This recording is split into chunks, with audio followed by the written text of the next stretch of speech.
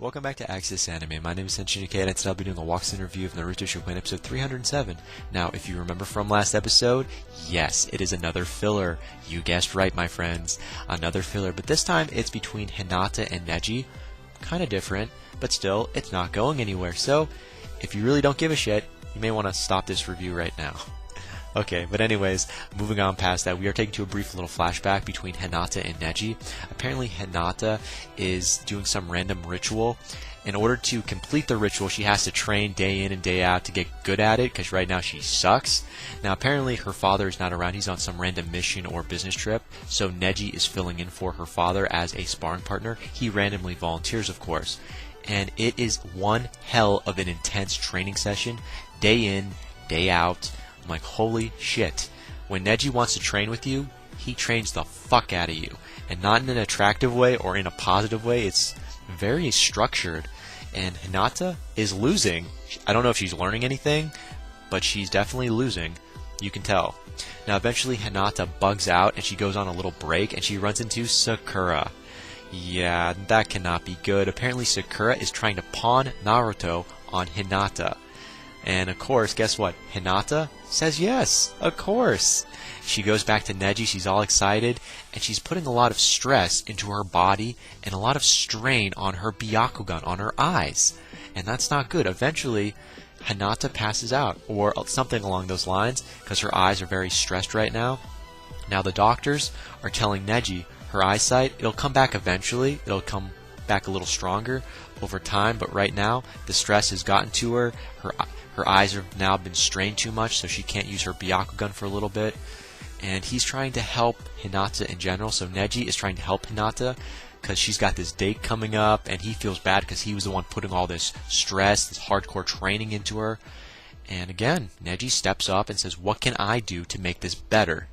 And the doctors tell Neji, well, you need to get this herb in order for her to see again. Well, not just see again, she will see again, but to speed up the healing process.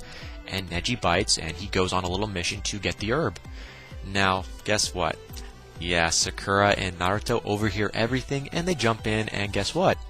Now all three of them are going on a little mission. But it goes nowhere, because eventually they run into Guy Sensei. Don't get me started on that guy. And of course, Kakashi. But they didn't get the herb, so this was a pointless filler.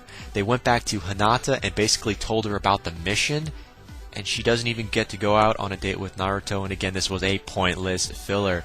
And that's where the episode ends, and all my final thought and rating at the end of the clip, so stay tuned. But let's dive right on in. So we open up this episode with Sakura, and she's attempting to help the dying shinobi in the medical camp. But no real luck, they're still dropping like flies, so good luck with that. Now moving on past that, we are taken to a brief little cutscene with all the characters so far. Well, not every character, but you get what I'm saying. A lot of the current active characters that are in the war right now, we're taken to a little cutscene, one by one, and a couple group shots, of course. Nothing special in my opinion.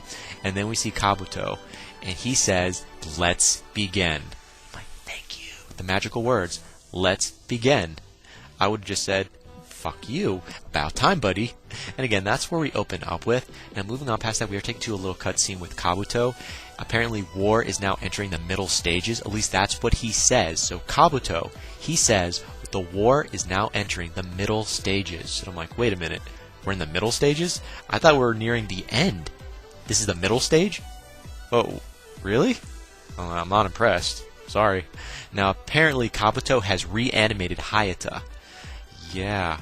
Nostalgia. I'm like, wait a minute, Hayata's dead. Of course he's being reanimated, but I'm like, well, he's the proctor from the tuning exams. Yeah, he was murdered. Yeah. So now Hayata has been reanimated. I'm like, damn. Now we are taken to a brief little flashback with Kabuto and Baki. Again, Baki's the one that actually murdered Hayata in a duel.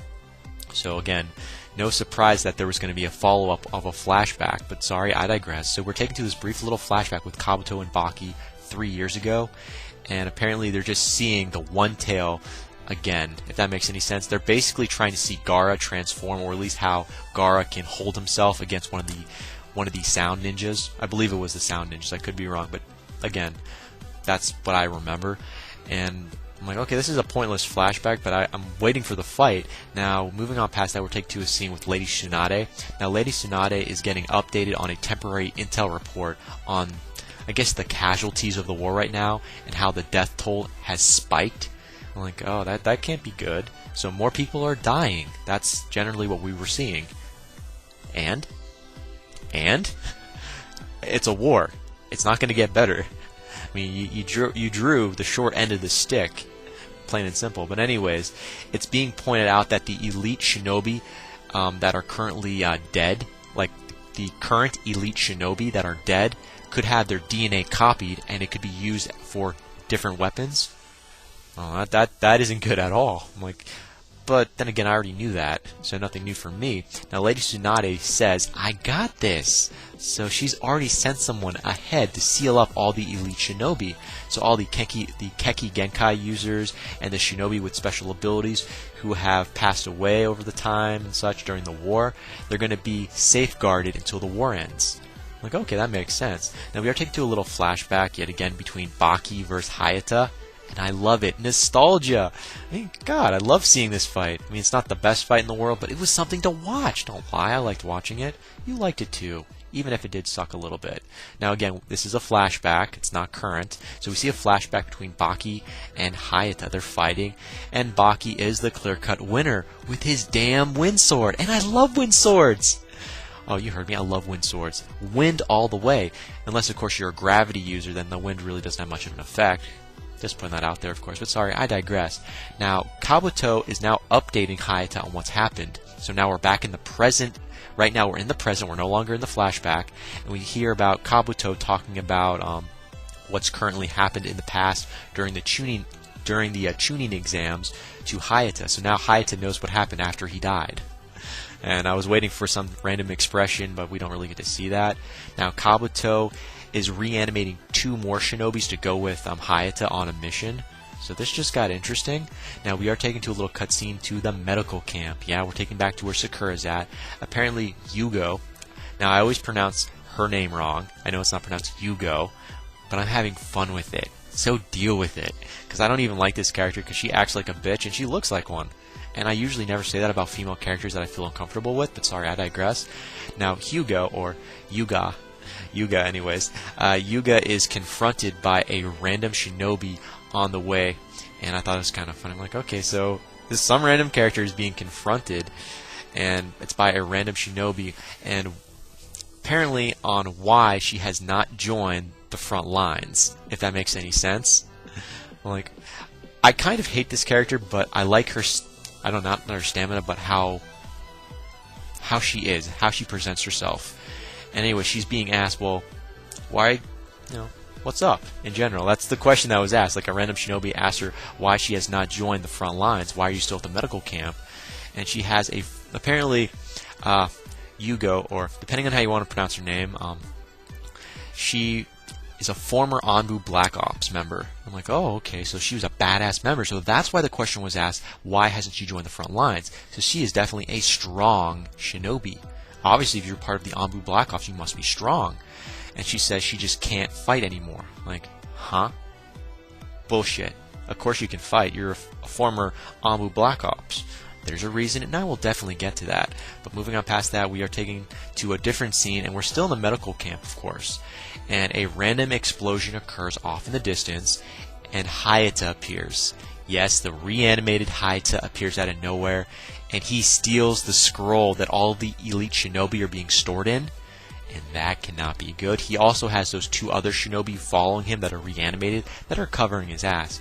And Yuga, in general, knows Hayata. Oh, it gets better. Apparently Hayata and the other 2 shinobi, they escape, but what we find out, a little bit of information, Hayata and Yuga, they were lovers, and that's where the episode ends. As for final thoughts, well, I really don't have a lot of final thoughts, maybe just one. If Yuga was in, the Anbu Black Ops, and of course she was lovers with Hayata, now seeing him reanimated, why doesn't she want to kill him out of respect for him being used? If that was my ex-lover that has passed away, lover that passed away, I would want to destroy the body right away in respect so you wouldn't have to relive this scenario day in and day out. like, wait a minute, he's alive, you know. Having a conversation with someone that's already dead is kind of creepy to begin with, but you know what? That's just me. And that ends it for my final thoughts. Again, nothing special there, because I really wasn't thrilled with this episode. Now, moving on past that to my final rating, 3 out of 5. The fight scenes were definitely not there. Information was lacking a lot. Drama and romance was the build-up between Hinata and Yugao, but we didn't really get there. It was just barely established. So again, final rating, 3 out of 5. And that ends it for my walkthrough and review of Naruto Shippuden episode 307. But definitely comment down below, let me know, thumbs up, thumbs down. Definitely subscribe, check me out on Twitter, and follow me if you like. Let me know what you thought of this episode, and let me know what you think's going to happen in the next episode that's coming out. But again, guys, that ends it for now, and I got to hit the bricks, and I got to go. And before I go, I got to say it, and I always say it, you can't stop the access, but you can watch the feed. I'll see you later, guys.